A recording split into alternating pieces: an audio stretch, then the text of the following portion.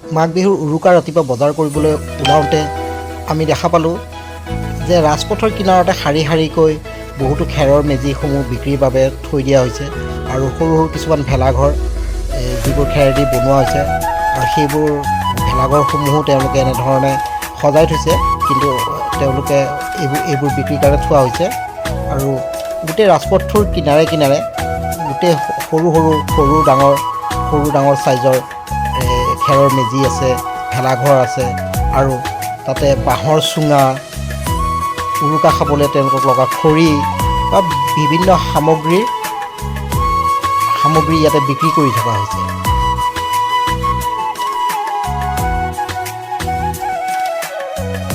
সেই খেৰৰ সামগ্ৰীসমূহ গাঁৱৰ পৰা কিনি লৈ অহা হৈছে আৰু ইয়াতে তেওঁলোকে এই খেৰ বা এইবিলাকেদি ইয়াতে বনাই ইয়াতে ৰাজপথতে তেওঁলোকে বিক্ৰী কৰিছে। এইবোৰ বাঁহৰ চুঙা, উৰুকা খাবলৈ তেওঁলোকে বাঁহৰ চুঙাত বিভিন্ন ধৰণৰ মাছ মাংস বা চাউল আদি ভৰাইও ধুনীয়াকৈ বনাই খাব পাৰি।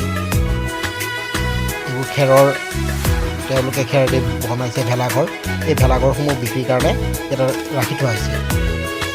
তাৰপিছত আমি মাছৰ বজাৰলৈ যাওঁতে দেখিলোঁ গোটেই মাছৰ মেলা হৈছেগৈ। গোটেই বিভিন্ন ডাঙৰ মাছ, ৰৌ বাহুকে আদি কৰি আৰি, বৰালি, চিতল, ডাঙৰ যি ওলাইছে ডাঙৰ মাছেই ওলাইছে আৰু খুব লোকেল বুলি তেওঁলোকে আমাক জনাইছে আৰু বিভিন্ন ডাঙৰ চাইজৰ মাছ ইয়াতে বিক্ৰী কৰি থকা হৈছে। আজি কিন্তু উৰুকাৰ ৰাতিৰ ভাত সাঁজ খাবলৈ মাছৰ দাম কিন্তু অন্য দিনাখনতকৈ বহুত বেছি আজি, আৰু বিভিন্নজনে ইয়াতে মাছৰ কাৰণে দৰ দাম কৰিছে। তেওঁলোকে দাম মিলাই পিনে তেওঁলোকে মাছ কিনিবলৈ বা তেওঁলোকে ক্ৰয় কৰিবলৈ চেষ্টা কৰিছে আৰু বহুখিনি মানুহে ইয়াতে ৰাতিপুৱা বহুখিনি আছিল, কিন্তু বহু মানুহে ইয়াৰ পৰা মাছ কিনি লৈ গৈছে। উৰুকাৰ ভোজটো খাবলৈ আমি মাছৰ দৰ দাম কৰি ডাঙৰ মাছ এটাকে কিনিলোঁ আৰু তেওঁলোকক কাটিবলৈ ক'লোঁ। আৰু ডাঙৰ মাছটো ৰাতি আমি ভোজ ভাত একেলগে খাম। আজিৰ মাংস বজাৰখনো বিৰাট গৰম হৈ আছে আৰু হাঁহ তেওঁলোকে পুৰি থোৱা আছে, মুৰ্গী, খাচী মুৰ্গী, আৰু বিভিন্ন ধৰণৰ মাংস, ছাগলী মাংসকে আদি কৰি বিভিন্ন ধৰণৰ মাংসৰ বজাৰত যথেষ্ট ভিৰ। মুৰ্গী এটা লোকেল মুৰ্গী, খাচী মুৰ্গী আৰু হাঁহ এনেকৈ জীয়া হাঁহো ৰাখি থোৱা হৈছে। মাছ মাংসৰ বজাৰ সামৰি আমি দৈ কিনিবলৈ পুৰবী ডায়েৰীলৈ আহিলোঁ আৰু পুৰবী ডায়েৰীৰ আউটলেটৰ পৰা আমি মিঠা দৈ আৰু ক্ৰীম অলপ ৰাতিপুৱা চিৰা জলপান খাবলৈ লৈ আহিলোঁ। ইয়াৰ পিছত আমাৰ ৰাজহুৱাভাৱে উদযাপন কৰা মাঘ বিহুত আমি ভেলাঘৰ আৰু তাতে বনোৱা মেজিঘৰসমূহ আমি চালোঁ, যাতে কালি ৰাতিপুৱা আমি সোনকালে উঠি এই মেজিঘৰসমূহ দা কৰিব পাৰোঁ বা জ্বলাব পাৰোঁ। ৰাজহুৱাভাৱে বনোৱা মেজিঘৰ দুটা এটা খেৰেদি বনোৱা হৈছে আৰু এটা কাঠ জাপি বনোৱা হৈছে আৰু সেইটো নিয়ম নীতিৰ মাজেদি ৰাইজৰ হৈ সকলোৱে ইয়াতে জ্বলাবহি বা ৰাইজৰ মানুহ উপস্থিত থাকিব। ৰাতিপুৱা খুব উচ্চকৈ এইটো মেজিঘৰটো বনোৱা হৈছে।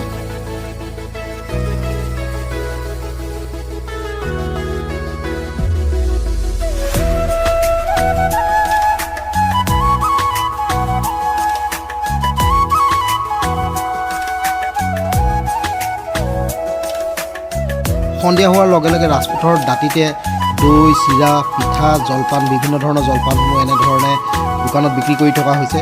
এয়া ৰাজপথৰ দাঁতিতে তেওঁলোকে দোকান কিছুমান লগাইছে আৰু ইয়াতে বিভিন্ন অঞ্চলৰ পৰা পিঠাসমূহ আহিছে, জলপানসমূহ আহিছে, বিভিন্ন ধৰণৰ জলপান আছে, বিভিন্ন ধৰণৰ পিঠা আছে আৰু এই ৰাজপথৰ দাঁতিতে লগাই তেওঁলোকে ইয়াতে বিক্ৰী কৰি থকা হৈছে।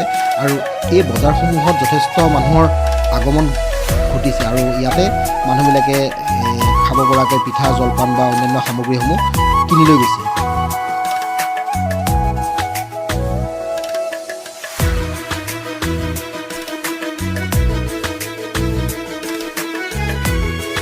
উৰুকাৰ ৰাতিটো খানাৰ লগতে আমাৰ মাংস পোৰা পৰ্বও চলি থাকিল আৰু এনেধৰণে আমি মাংসসমূহ যিবিলাক বজাৰ কৰিছিলোঁ সেই মাংসসমূহ এনেধৰণে আমি পুৰি পিনে খালোঁ।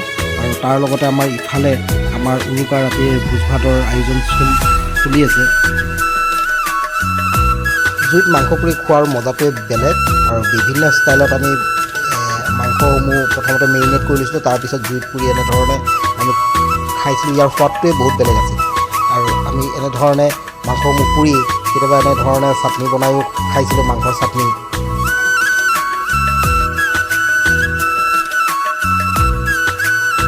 মাংস পোৰাৰ পিছতে আমি অৱশেষত উৰুকা ৰাতিৰ ভোজটো খালোঁ বা খানাটো খালোঁ, আৰু উৰুকা ৰাতিটো আমি এনেধৰণে উদযাপন কৰিলোঁ।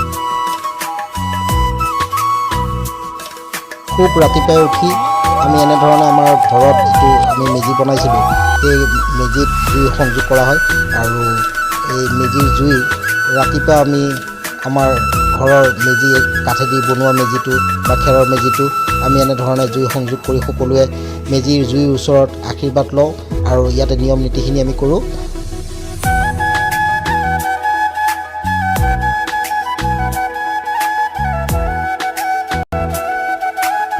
সকলোকে ভোগালী বিহুৰ শুভেচ্ছা জনালোঁ।